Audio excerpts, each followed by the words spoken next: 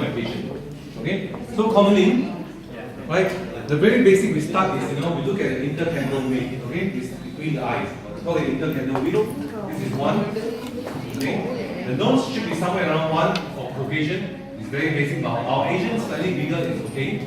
Asian nose always slightly wider, and the chin should be slightly pointy around here. Okay, so when you turn over, this should be 1.618. So the length of the brow. My time is also loose. Đây là cái công cụ để tôi phân tích gương mặt để chỉ cho bệnh nhân thấy.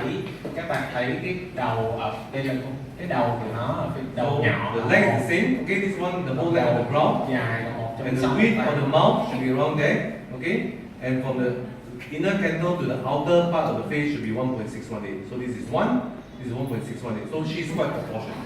Okay, and the whole height of the nose should be about 1.618. So we can give some elevation in the nose, it'll be just nice, right? So this is very basic. Even we use this for the thickness of the lips. Okay, this is 1, right? We want this to consider 1, and the bottom part should be 1.618, right?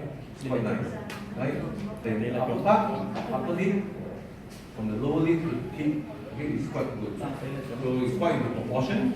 But overall, we can tell even before measuring, the upper 1/3 is much wider, right? Even we follow the thirds, okay? If this is 1/3 up to the brow, the second third is way too long, right? So we know that the brow, her forehead is way too wide. So we start from the middle third. This is what we want to achieve. The middle third actually is important, and the lower third, she needs a little bit of chin to make her look better. And the upper third should be somewhere stop here, right? But for ladies, it's okay, you can bring your hair down. You can cover with hair. So usually we don't bother so much. Okay? You divide into thirds, right? So these are very basic we use, And next, okay, you look up. Minimal lines and all that, so we don't bother about the wrinkle. Right? Frown. Can you frown very strong? Deep frown? Frown. Okay, that's good. Strong frown muscle, if okay, you can start some neuromodulator to relax some muscle. Right? And main thing, my main concern is still the nasolabial fold as normal Asian people. And always we have a little bit of volume loss in the mid-face, right? A lot of time, Caucasian always, when they see us, they always tell us our Asian people always looks tired. No matter how much you sleep, because our face are a bit wide. We have a much prominent zygoma. So our mid-face always a little bit sunken. So no matter how well you sleep, you still looks tired, okay? So those are the things. But commonly, smile again, smile, yeah. She got a nice cheek, right? A nice elevation. So commonly we don't want to put too much volume on the cheek. Otherwise, when she smiles, you only see the cheek. You don't see other part. Okay, sure. I see.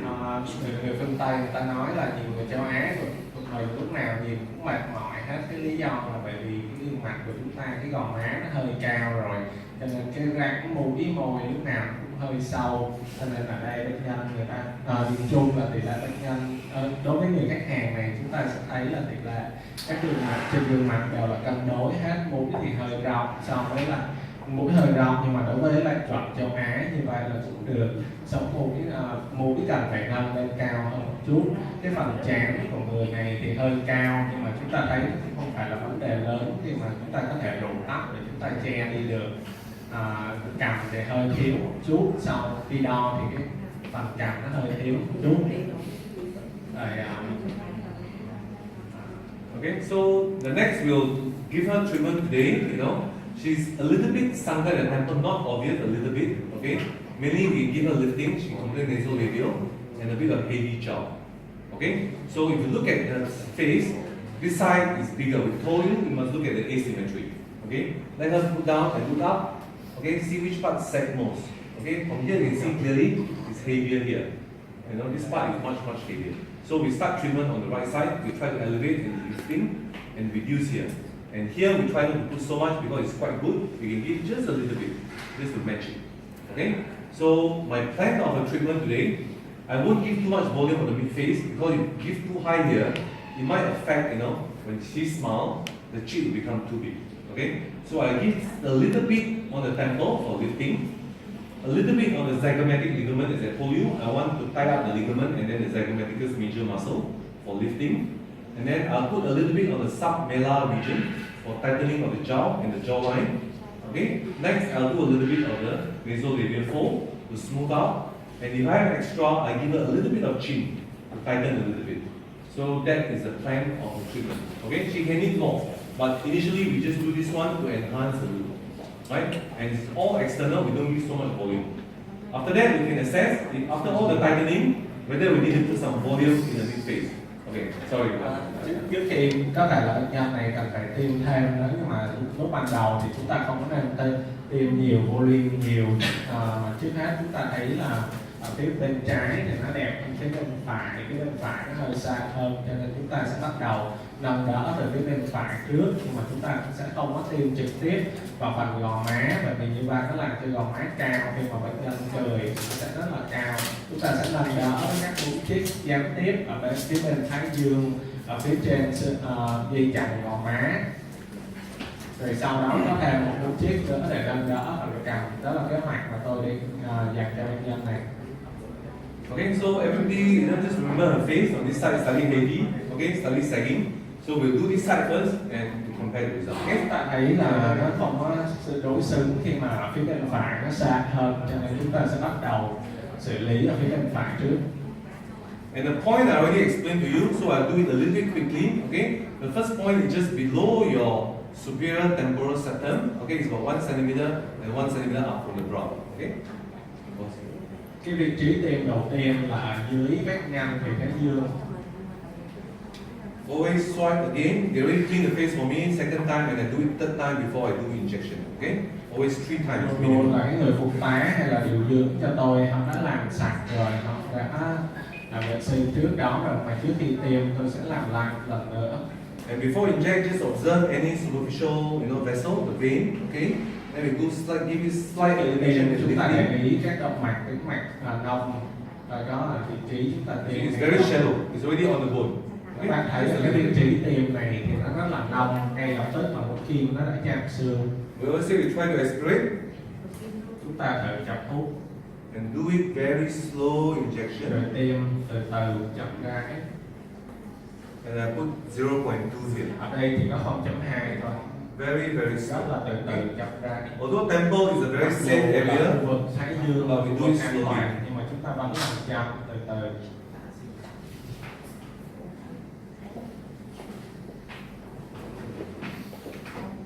About 0.2. Ở đây là 0.2 rồi ngưng. Right? And when you do massage, try to push Rồi it sau down đó khi mà to the chúng ta ligament massage area. thì chúng ta đẩy nó xuống cái khu vực gì Just chậm. to flatten and to tighten the Ở ligament. đây để giúp cho chúng ta làm phẳng làm mịn hướng tới cái khu vực dây chằng.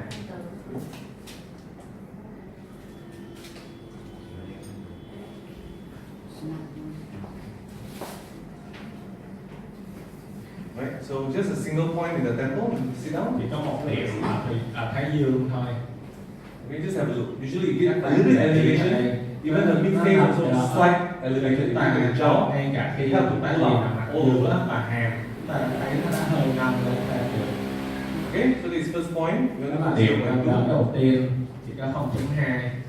Second point is on the zygomatic bone. Đó là Okay, trên xương gò má. and I feel the suture Và line. tôi cảm thấy cái đường Okay, on the bone we have the temporal process of the zygomatic bone that match, cái điểm giao mix cắt giữa xương thái dương và xương gò má. the zygomatic process of the temporal bone. There's a small line here, Chúng ta có một cái đường giao cắt ở đây giữa xương thái dương và xương gò má.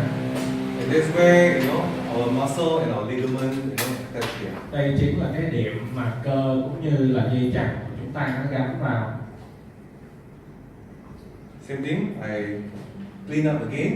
So Tương tự I như point vậy, at làm sạch. the bone, and before injection, I pull the skin up. My needle I don't move. Okay, I point it there and I move it up. Tôi kéo da ra, tôi kéo da căng ra, tiêm ngay trên xương. On the bone, then I aspirate. Để tiêm ngay trên xương, chọc hút thử. Same thing, slow injection. I give another Rồi tôi tiêm dần. Tiêm từ từ. 0.2. Ở đây là 0.2.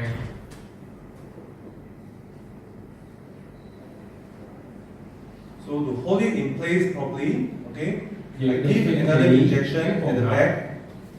Và một mũi tiêm nữa. Okay, on the ngay bone ở phía sau, itself. cũng ngay ở trên xương. Aspirate. Chọc hút. Okay, another 0.2. Very 0.2 slow nữa, injection. tiêm từ từ.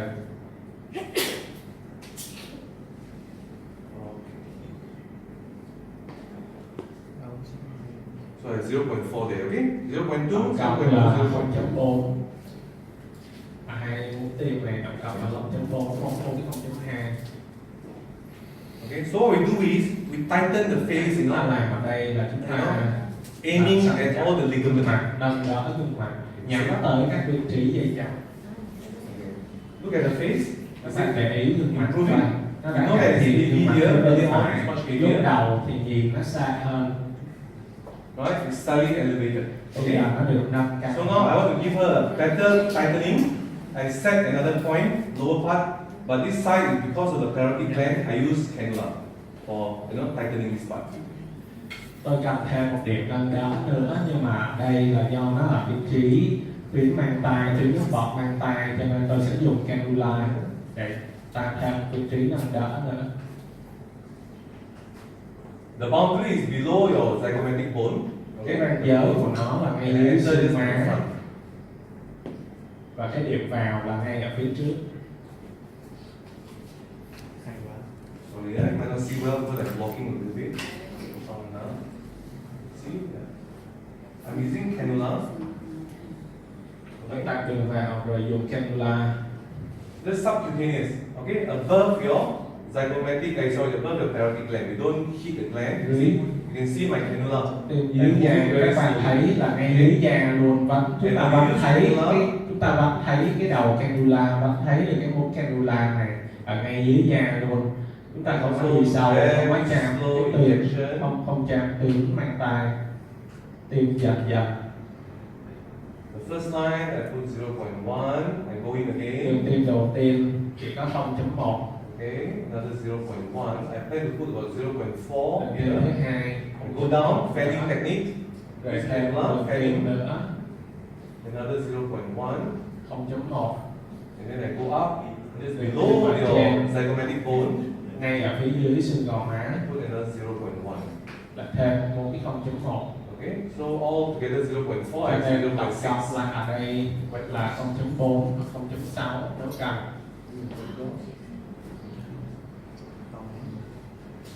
Đây là tiêm trên smart luôn á. Tiêm cái là trên smart luôn sao? And product. These are the subcutaneous. Subcutaneous, just below the skin here. You can see just now, you can see the cannula. It's very superficial. Cái này nó là tiêm nông anh ạ, tiêm dưới da, anh vẫn thấy cái đầu cannula, anh vẫn thấy cái cannula ngay dưới da luôn, không có tiêm sâu. And what is very superficial, I want the product to be irregular.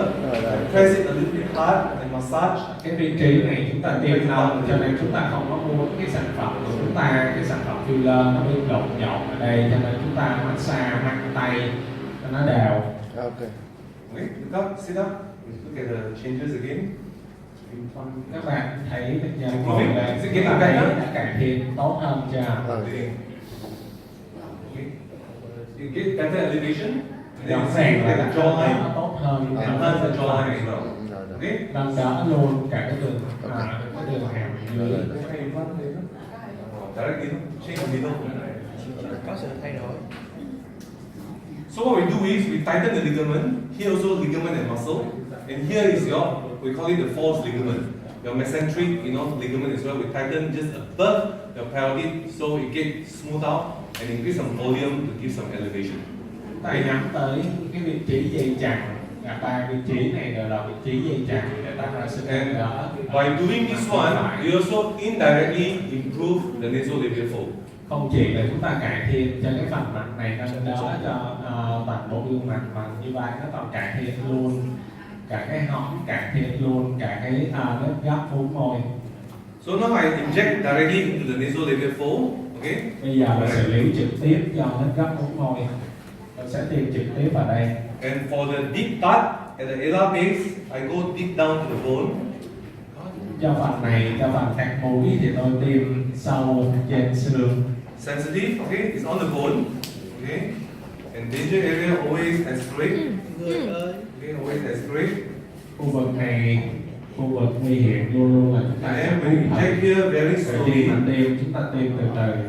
as I mentioned, small little movement, Như tôi đã very nhắc little tới movement. là chúng ta thực hiện cái chuyển động rất là chậm, rất là từ từ, chuyển động Spray the nhỏ product, đầu tiên, okay. đầu kim để chúng ta Small chạy little rộng movement. sản phẩm. Những cái chuyển động đầu kim rất là nhỏ. We started about 0.3, okay, I put about 0.2.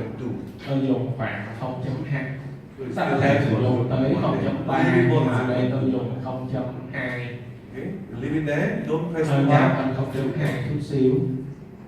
Then we use cannula to smooth out, you know, the superficial layer, the deep down of the cannula. So we've done the deep area. Okay, sit up. You see again. Actually, she improved a lot, right? But she got very deep hole. Now we put superficial to smooth out. Chúng ta thấy là bệnh nhân này có vết nhăn rất là sâu. Ở đây chúng ta sau cái mũi tiêm vừa rồi nó cải thiện được một phần. Đấy, chúng ta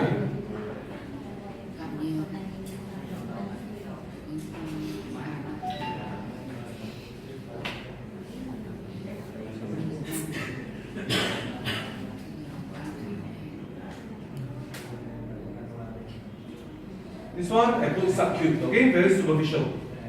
Subcutaneous area, you can look at my, the cannula is there. Okay, it's not very deep. Even I bend the cannula to chúng ta show thấy you. là cái nếp rắn này nó rất là sâu, cho nên gặp thêm một mũi cannula nữa. Ở đây là tiêm nông dưới da, ngay dưới da. Các bạn thấy là bạn thấy được cái mũi cannula. So bit by bit, all the way up. Okay, be gentle. We know that there's an artery. Khi mà So chúng when ta you use cannula, have to be gentle. chúng ta đẩy từ từ nhẹ nhàng thôi. Chúng ta biết là khu vực này nó có động mạch, cho nên chúng ta dùng cannula cho nó an toàn. Nhưng mà ngay cả khi dùng cannula thì cũng đẩy chậm chậm từ từ. But the fold is very deep. See, I try to even, we call it subcision, to release some tightness. Okay, on your nasolabial fold. Chúng ta thấy là cái nếp nhăn này nó rất là sâu, cái rãnh này rất là sâu.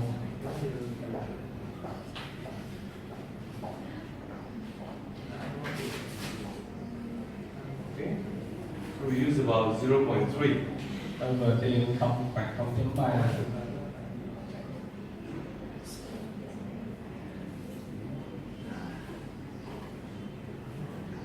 So usually we don't do so much. We know that the fold is very deep. Maybe next round we can put a bit superficial on the skin as well, but not on the same session. Okay, don't do it too much at one go.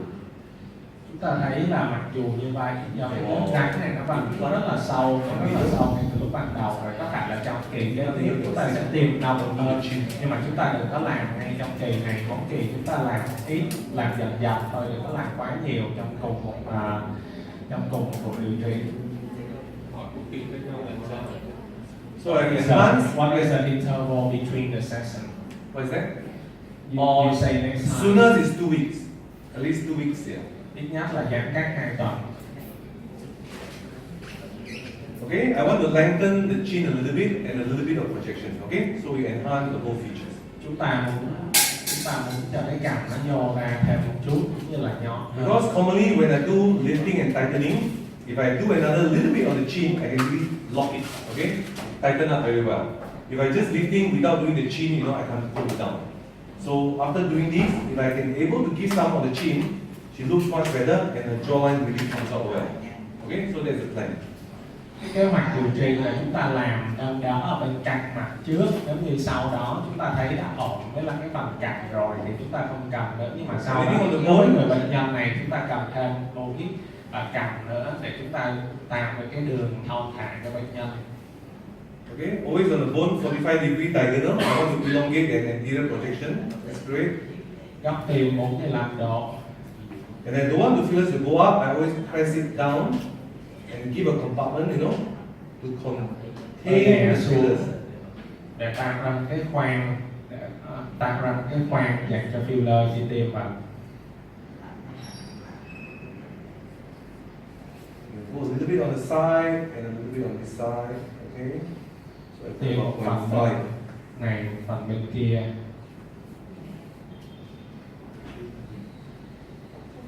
Okay. Hỏi là cái loại lúc đấy tiêm vào má khác hoặc cảm giác là sao? Did you use different product? for the cytometric areas. And No, anything on the bone, I use implant. All the same. Anything I use cannula, superficial, I use deep. Okay? Anything on the bone and you need the heart to support, we use implant. This one I use implant as well. Okay? Một khi nào mà các bạn thấy tôi tiêm ở trên xương, khi mà tiêm trên xương thì tôi sử dụng sản phẩm implant. I already elongate. Now I want to give her a little bit of anterior thì tôi sử dụng rotation. sản phẩm deep. Okay, for anterior rotation, Tôi mới tiêm trên xương, tôi I sử try dụng to implant. enter from the base. Okay, feel the bone.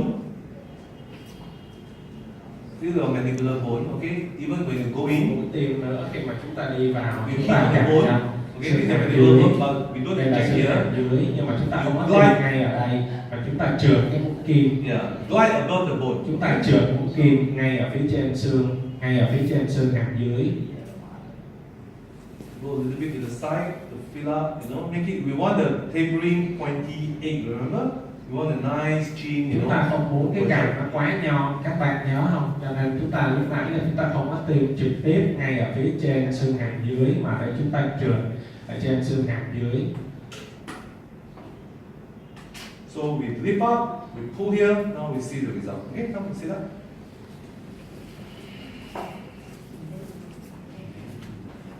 Okay, see the improvement, and you see from the side profile. Bạn có thấy sự cải thiện không ạ? Ở phía bên mặt này, Much better.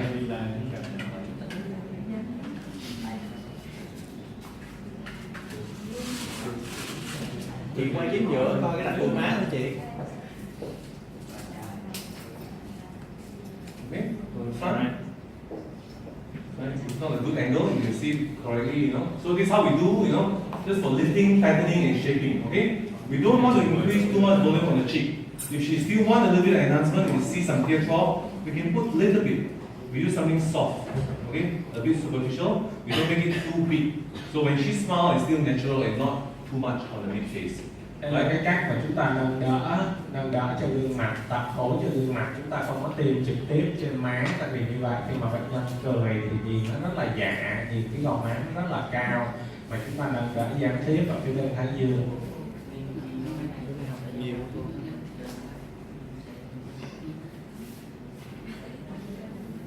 Nếu mà muốn làm tổng vuông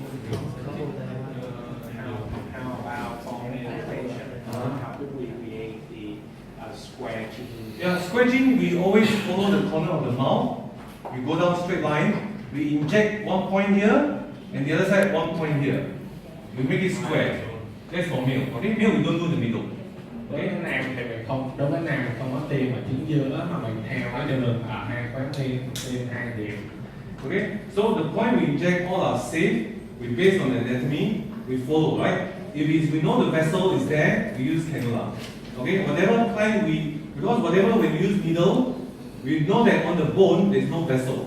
So every time on the bone, I use needle, okay, and then aspirate. Okay, when I'm not sure, because when the needle is floating in the mid-air, we call this in the subcutaneous tissue, we don't know whether it's vessel or not. So we use cannula, right? So we combine two techniques, you know, it gives us safer. We don't need to say 100%, but always a little bit safer. Okay? Ở đây chúng ta thấy là các điểm tiêm của chúng ta đều an toàn hết, mặc dù chúng ta không nói được là an toàn 100%, nhưng mà các bạn để ý là khi nào mà tôi tiêm ở trên màng xương thì tôi có thể sử dụng mũi kim tiêm, bởi vì chúng ta biết là không thể nào có mạch máu ở trên màng xương được, cho nên chúng ta sử dụng kim tiêm được. Chúng ta kết hợp thêm cái kỹ thuật cannula. Mỗi khi nào cái đầu tiêm của chúng ta nó không có chạm xương, chúng ta không có nó, thì chúng ta sẽ sử dụng cannula để cho nó an toàn hơn. Because when you use cannula, you cannot 100% sure that you're on the bone. Although sometimes we sure we are on the bone, but when you glide, the cannula can go up or down. Yeah. Ở các vị trí mà khi mà các bạn khi mà cái đầu mũi ngay cả khi mà nó chạm vào xương, nhưng mà sau đó các bạn trượt đi thì các bạn vẫn cần phải sử dụng cannula, bởi vì sau đó cái đầu mũi của nó không có tiếp xúc với xương, chúng ta không biết là nó có mạch máu hay không, cho nên chúng ta dùng cannula sẽ an toàn hơn. Okay, so I'll do the other side quickly, and just to finish off, then you can start on your patient. Okay, Rồi sẽ kết thúc với phần bên trái nữa là xong, rồi chúng ta có thể bắt đầu với các bệnh nhân khác.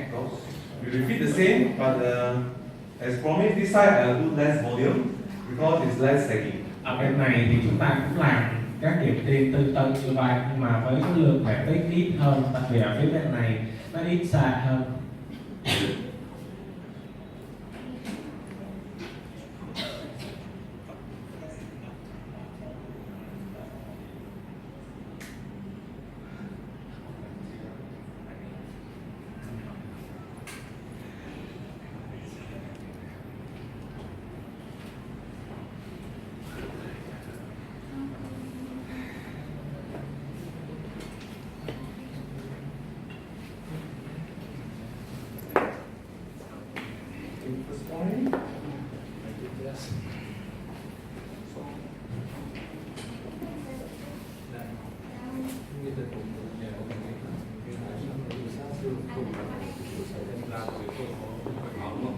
Trong quá trình đâm từ ngoài và đâm vào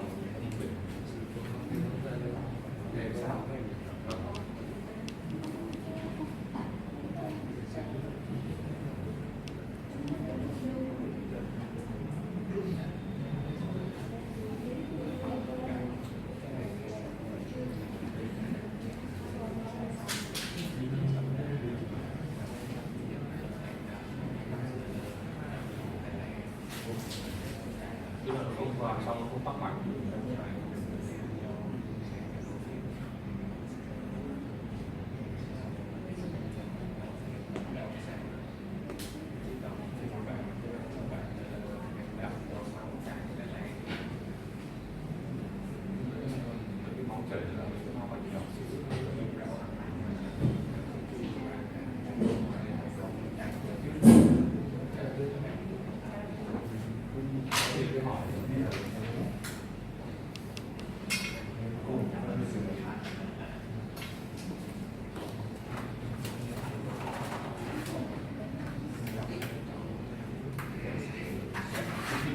All clear? Any question?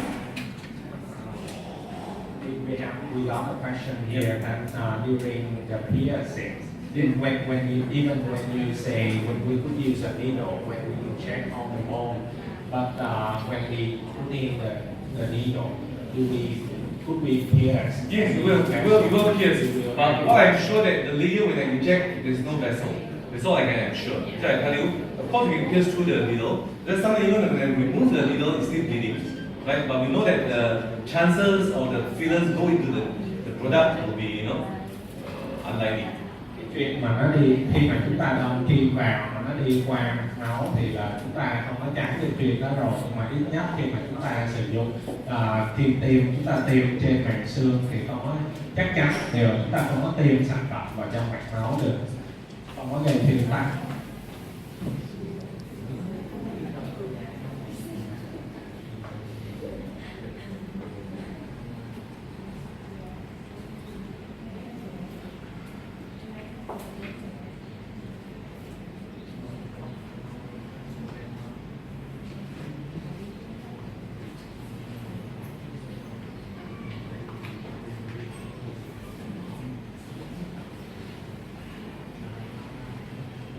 Okay, this one is subcutaneous. You can see my cannula. So we don't go deep. Okay, because we go Tiêm deep. này là mũi tiêm dưới da, không có sâu, không có tiêm sâu, các bạn thấy là bắn nhiệt được. And the cannula is difficult to go in. Always turn a little bit and pull Một khi gently. nào mà chúng ta cảm thấy cái đầu cannula nó khó đi vào thì chúng ta hút ngoắt nó một chút xíu, chúng ta ngọt ngoặt nó một chút xíu rồi chúng ta đẩy, không có đẩy quá mạnh. Okay, linear retrograde. Okay, and the middle line I put about 0.1 to 0.2. Đầu tiên là giữa 0.1, 0.2.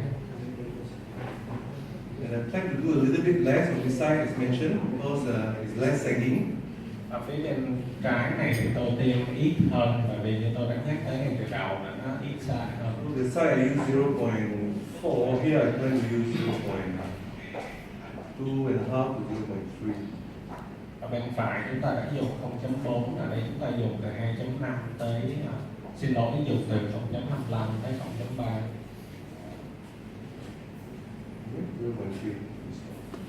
0.3. Same thing, because it's superficial, I just want to flatten it, otherwise Ở đây For là that, tiêm we nông can leave cho it nên uneven. tôi massage bằng tay để cho nó làm đều sản phẩm, không có bị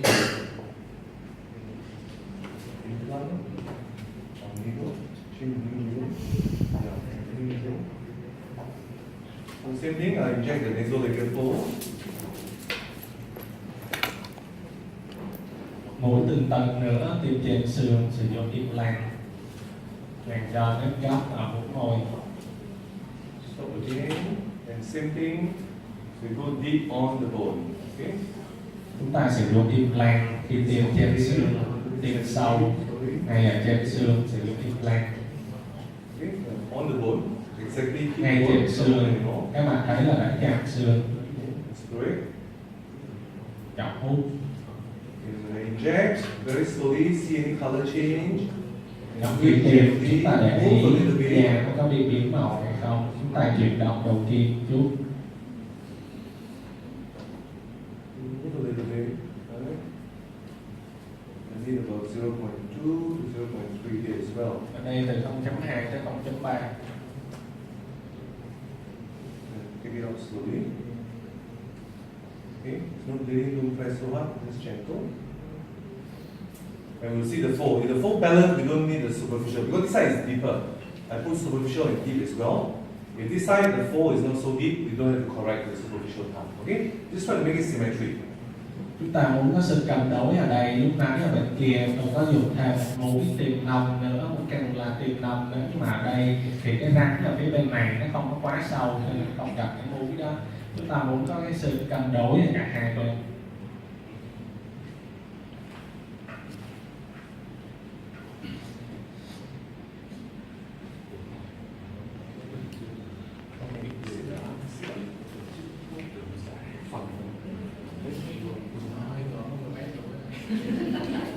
How could we handle the case that when we check too much? What should we do?